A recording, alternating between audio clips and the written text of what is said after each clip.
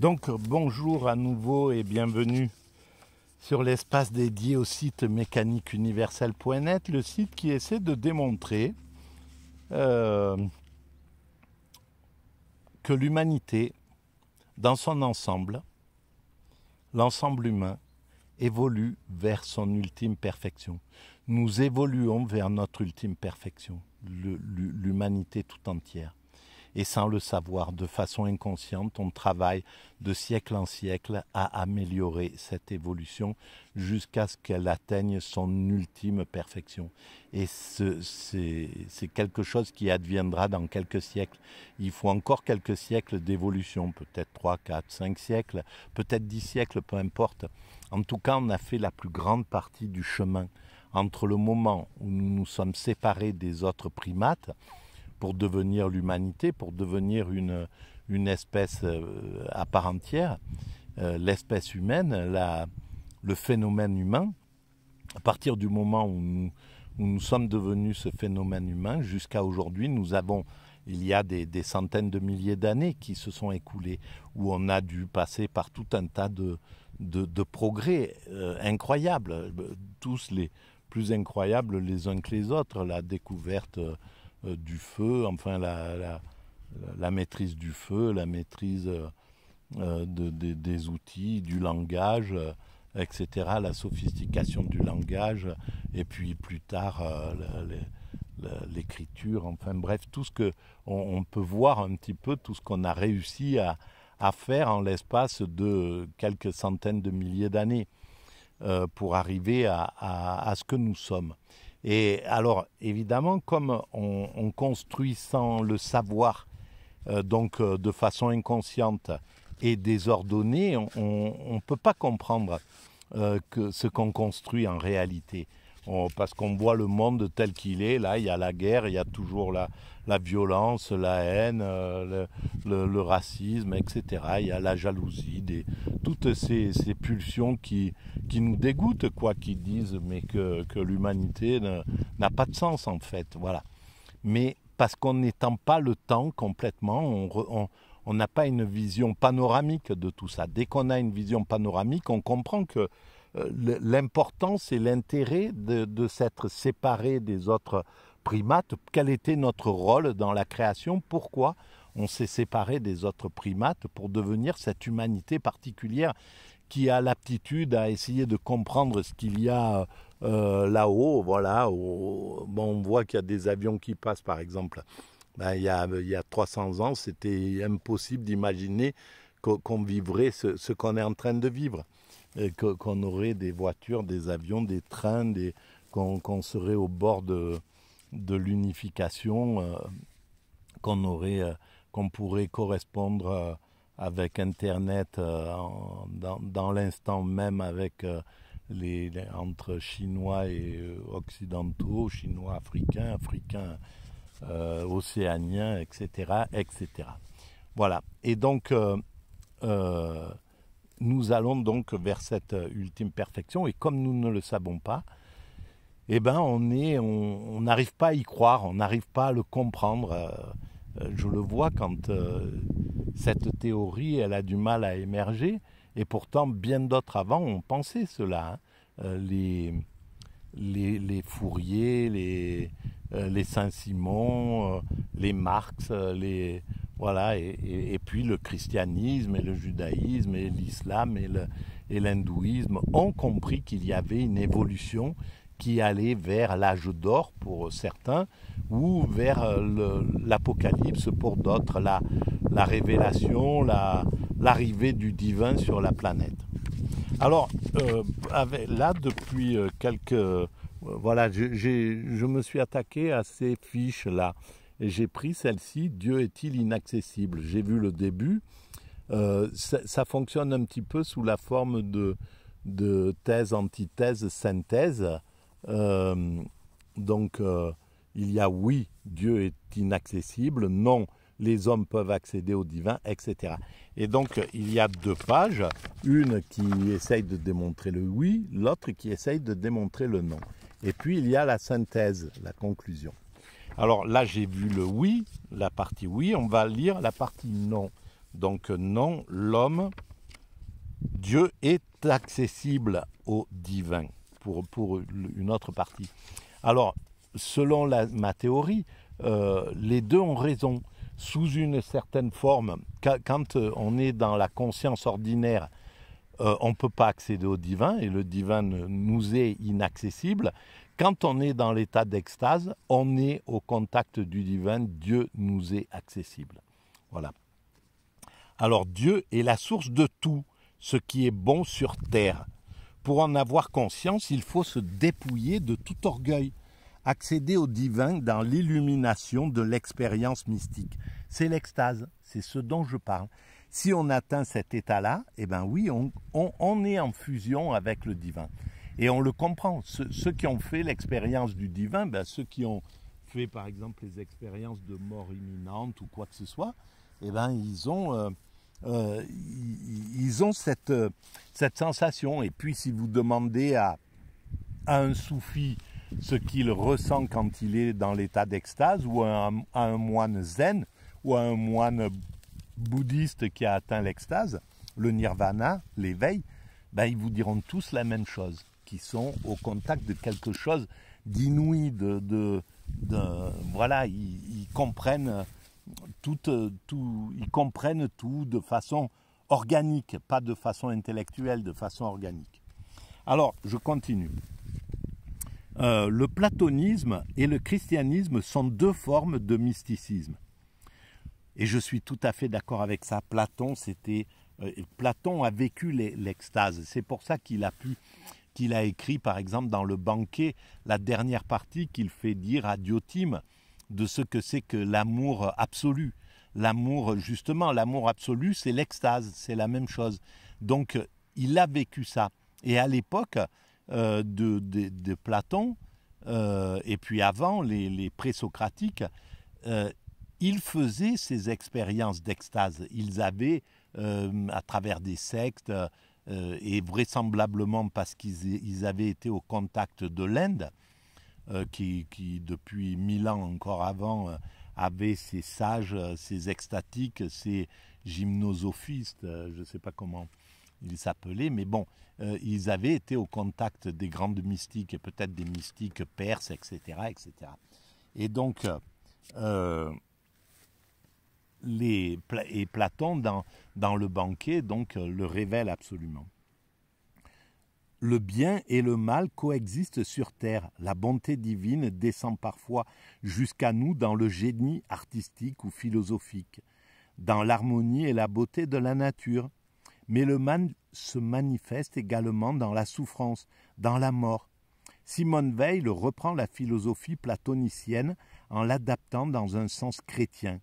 Il y a une division entre un monde des essences vraies, le divin, et un monde des apparences matérielles. Un monde des apparences. Bon, il y a un avion qui a dû passer un peu vite là. Matériel, faux, mauvais. Alors, ben tiens, ce bruit-là, à chaque fois, ça me fait penser qu'il y a des gens, des enfants, des femmes, des hommes qui vivent terrés et qui entendent ce genre de choses autour d'eux, des nuits entières, des jours entiers, des semaines entières, des mois entiers, et c'est la guerre. Et c'est la guerre que les dominants font partout sur la planète depuis toujours, quel qu'il soit comme dominant. Là, actuellement, c'est les Américains, les Occidentaux, les Russes, ben voilà, ils ne se privent pas de terroriser du monde partout où ils passent. Et ça, c'est quelque chose que l'humanité devra dépasser. Et on le dépassera. Quand je dis l'humanité va vers sa perfection, eh ben dans 3, 4, 5 siècles, ça sera fini. On aura réglé le problème de la guerre, c'est clair. De la famine, de tous les problèmes qui ont ensemencé l'humanité pendant des millénaires. Alors, le mal nous pousse vers Dieu. Pour Simone Weil, l'existence du mal ne doit pas nous rendre pessimistes, car la fonction du mal, c'est de pousser l'homme vers Dieu. Ben, c'est exactement ce que je dis. Le mal est un instrument du bien. Et le bien, c'est l'amour absolu. Le mal construit la perfection de la même manière que le bien construit la perfection. Ces deux forces, comme le plus et le moins, sont l'énergie qui nous pousse vers cet état de perfection. Et puisque le mal vient de la société et de l'homme, il faut avant tout renoncer à tout ce qui nous rattache à ce monde-là. L'engagement politique, les valeurs humanistes, l'existence même n'ont pas de valeur pour la philosophe. Ces notions ne sortent pas de la sphère de la pesanteur. Ben oui, c'est vrai, mais cette pesanteur est nécessaire pour construire cette perfection. Le seul truc que ne voyait pas donc Simone Veil, mais tout simplement parce qu'à cette époque-là, si elle ne le voyait pas, parce que c'est pas sûr, hein, je ne connais pas son œuvre suffisamment pour prouver ça, mais si elle ne le voyait pas, eh bien c'est simplement parce qu'elle était dans un moment du monde terrorisant, affreux, qui faisait perdre toute confiance en l'humanité. On ne pouvait même pas imaginer que le bien existe, quoi. C'était la période nazie. C'est une horreur. Donc, devant tant de cruauté, de souffrance, on ne pouvait pas imaginer que l'engagement, que tout ça, ça avait un sens, que l'engagement politique, les valeurs humaines, que tout ça, c'était l'outillage pour atteindre la perfection qui est au-delà de ça, qui est mystique. Les progrès matériels travaillent à l'apothéose mystique en réalité. Alors, il faut renoncer à l'orgueil par un processus de décréation. Ce qu'il faut alors, c'est s'anéantir, renoncer au moi, en s'isolant, en s'adonnant à des travaux humbles.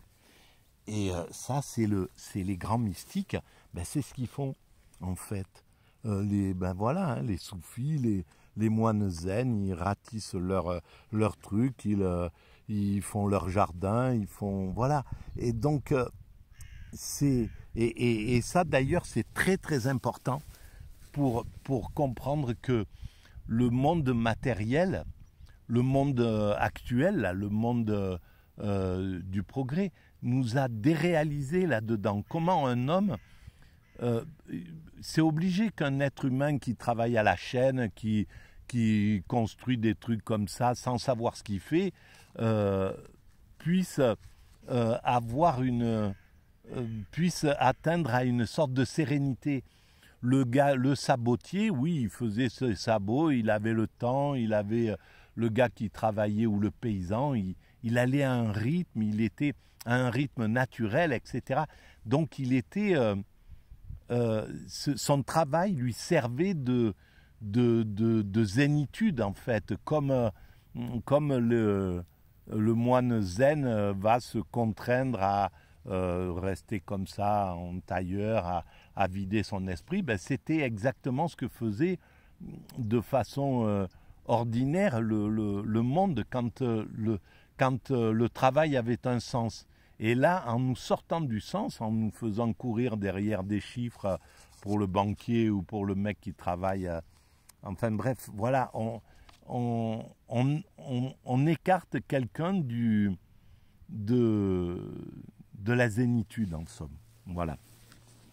Alors, la grâce comble, mais elle ne peut entrer que là où il y a un vide pour la recevoir, écrit Simone Veil. Et ça, je comprends, mais 100%, parce que la grâce, c'est l'extase.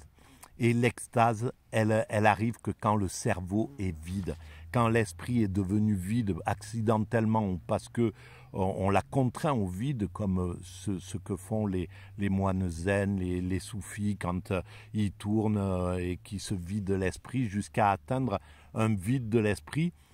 Et dans ce vide de l'esprit, le divin prend la possession de l'esprit à ce moment-là. Et c'est là où on ressent cet état d'amour absolu, cet état d'extase. Voilà. En fait, c'est le divin qui engendre l'état d'extase dans tout le corps, dans tout l'organisme. En acceptant de souffrir comme le Christ sur la croix, donc c'était s'anéantir, renoncer au moi en s'isolant, en s'adonnant à des travaux humbles, en acceptant de souffrir comme le Christ sur la croix. C'est par ce processus de décréation, proche de l'esprit des évangiles ou de certaines religions orientales, que l'on peut faire le vide et se rendre disponible pour recevoir la grâce. Elle a tout à fait compris et elle a certainement alors expérimenté l'extase. Simone Weil, voilà, qui est géniale dans ce qu'elle écrit. Alors, conclusion, Simone Weil tente de concilier mysticisme et platonisme. Elle conçoit ainsi l'idée de deux mondes séparés dont l'un serait supérieur à l'autre, un monde transcendant, divin qui est le lieu de la vérité et du bien, et un monde terrestre, lieu des illusions et du mal.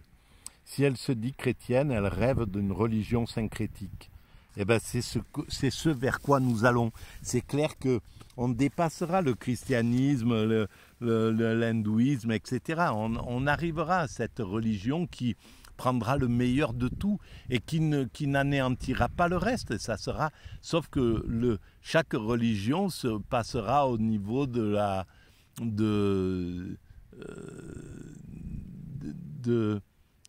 ça sera très secondaire. Ce qui sera prioritaire, ça sera le divin universel. Mais tout l'apport des religions sera là quand même, qui engloberait aussi bien les religions de l'Antiquité, de l'hindouisme, que la tradition philosophique grecque, bien sûr, et que les religions africaines, que les religions animistes, que les religions... Tout cela sera... Le meilleur de tout ça donnera ce que l'humanité, dans 3, 4, 5 siècles, vivra. Le mysticisme de Simone Weil se fonde sur un renoncement au moi, un anéantissement de la personne. Cet ascétisme intransigeant vise à rejeter non seulement l'amour-propre, mais tout ce qui pourrait nous rattacher au monde des hommes. Espérance, souvenir, désir, idéaux politiques. Seul le vide intérieur permet à l'âme d'être touchée par la grâce. Simone Weil n'a pas trouvé dans l'action politique, elle fut communiste, une réponse à sa soif d'absolu. C'est pourquoi elle s'est tournée vers la religion, tout en rejetant les églises en tant qu'institution. Voilà, je suis arrivé au bout de ce petit chapitre, mais c'est émouvant parce que c'est exactement ce que je pense.